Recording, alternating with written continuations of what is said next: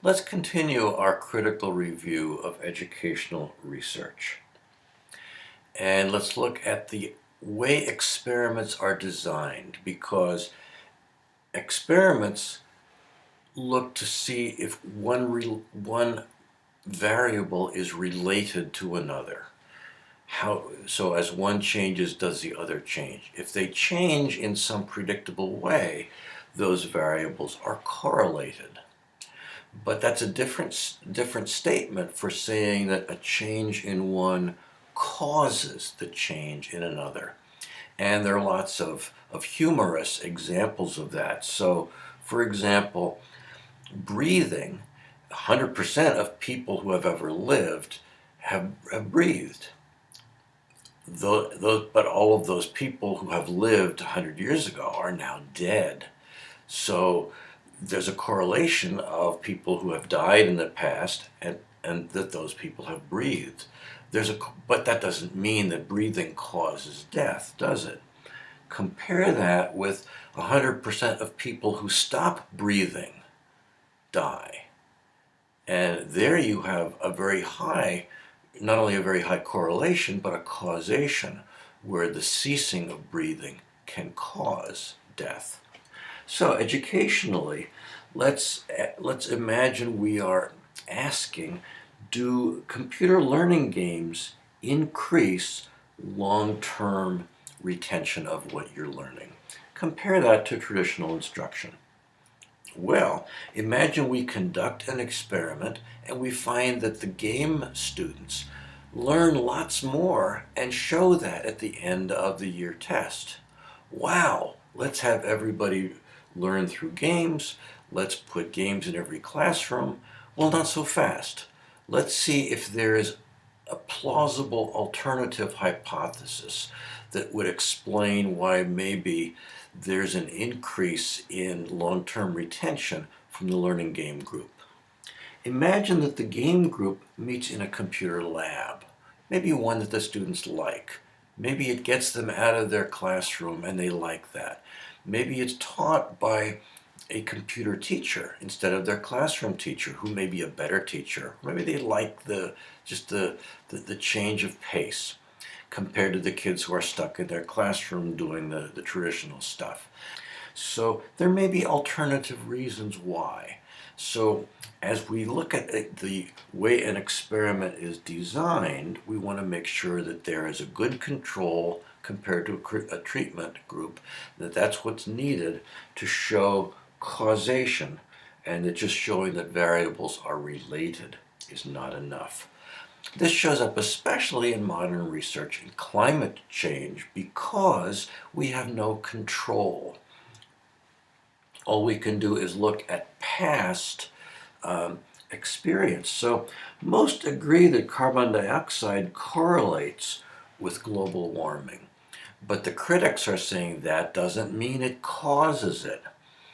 And it's a reasonable question. How do you show causation if you don't have a control group? What would we need as a control for climate change? Well, wouldn't it be nice if we had an identical planet?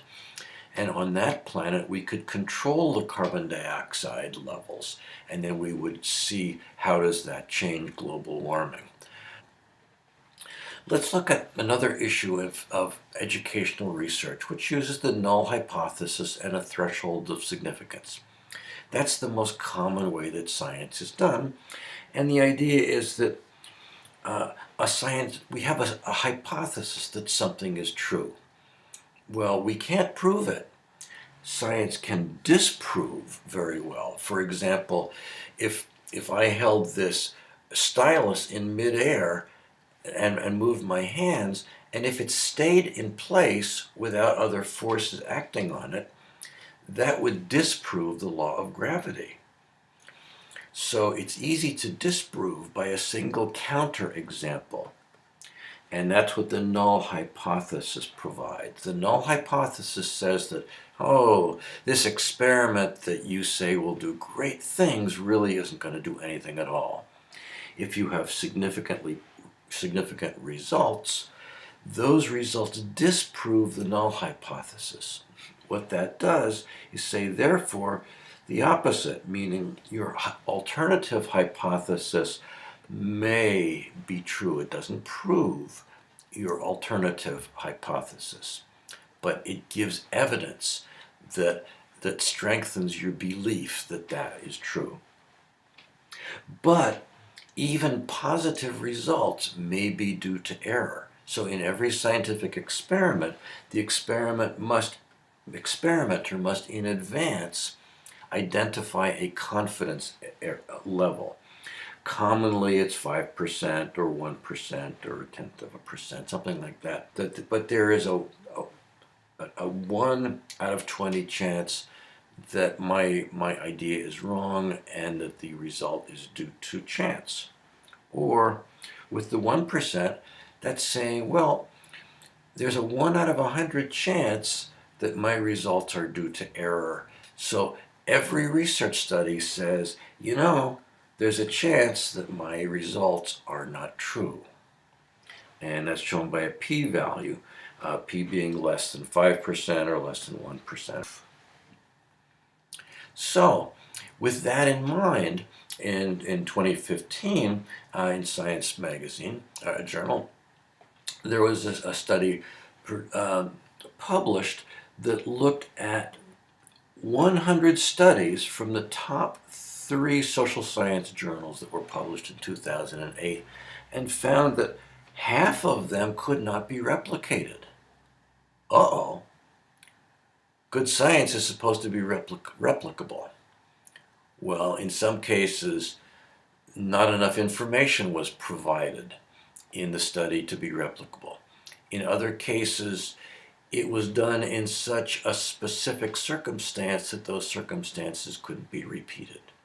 In other cases, the experiment was falsified or was just poorly done, or there was error and it just wasn't true. 50%, wow. So good science has predictive value. Well, let's look at that. If you reject the null, you're saying your treatment is either effective or not. Somebody going through a year of a new science material that has been positively reviewed says that, it'll be effective. Or if there were no significant results, the result is, no, it's not going to be more effective. It looks only at past data. So our science results, our science studies, are not easily updatable as we get new information. We get confidence levels that, 1 out of 100, 1 out of 20 studies we expect are wrong. They're in error. What kind of predictive value is just yes or no with some of the studies being wrong? Well, there is a more recent approach to address some of these issues. It doesn't solve any of them, but you may have heard of Bayesian modeling, Bayesian statistics. The results there are probabilities. It will say something like, well, if you use the conversational approach, 80% of the students are likely to learn more than with the reading and writing approach. In other words, it's not yes, they'll learn or no, they won't. There's a built-in uncertainty expressed as a probability.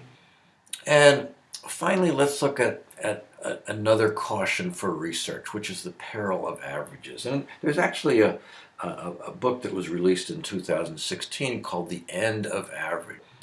Study results are usually the study of group averages. So the question is, to what degree does that apply to each individual? So here are a group of funny characters who have an average height of 5'6". Of course, no one of them is 5'6". The question arises, okay, that's a description of the group, but to what degree is that average a helpful description? Let's have an example. Read 180 is a highly regarded computerized reading instruction program, and their studies show that there's a 12% average gain in reading scores for learning disabled students. That's fantastic. Absolutely fantastic. But let's give an example of how that figure could have happened. So imagine you have 100 learning disabled kids using Read 180 in your school. Okay, and imagine that this is really super effective, and 10% of those kids really have double the score that they had last year. Wow, a 100% improvement, 100% gain. And 23 of them have a 20% gain. Wow, that's fantastic. So here we have 30 out of 100 kids, about a third of the kids have a substantial gain. Oh, but 57 kids, over half of them, have no significant gain at all over traditional instruction. And 10 of the kids actually have a 25% drop in their reading scores. Now it's still a 12% average gain, but some show up really high, some kind of low. And how do we know? How do we predict, will this help a given kid? Well, education research doesn't have a good way to look at that, but medical research does, because they've discovered that the side effects of medications that harm are serious, and they have to have a better way of communicating this. And they do that through NNT, meaning the number needed to treat, and NNH, meaning the number needed to harm. So for our Read 180 example, we need 3 kids before one is benefited. In other words, 30 out of 100, about a third, right? So 1 out of 3 kids, 2 out of 6 kids. So if 10 kids are taking it in a classroom, we can assume 1 will not succeed. It will not be successful with that student. The number needed to treat before benefit happens, and the number needed to harm. So beware of averages. That's the normal way of conducting research, but think about, what does that mean? Who succeeds, who fails, to what degree? So in closing, our thoughts on research is science is a search for truth. It doesn't mean we arrive at search. It's a continued search. Some think that the search for truth is actually more precious than its possession, especially if we think of that balloon example with our expanding frontier of knowledge. And finally, this comes from someone in the humanities and the arts, that answers given with certainty, saying we know this is true, may actually negate or harm the search for truth, whereas it's more accurate to say, well, we are relatively certain this is true, but there is a probability that it's not, and that as we look for truth, if probabilities are associated with them, that's a better way of addressing social science and educational research than saying this is true and this is false.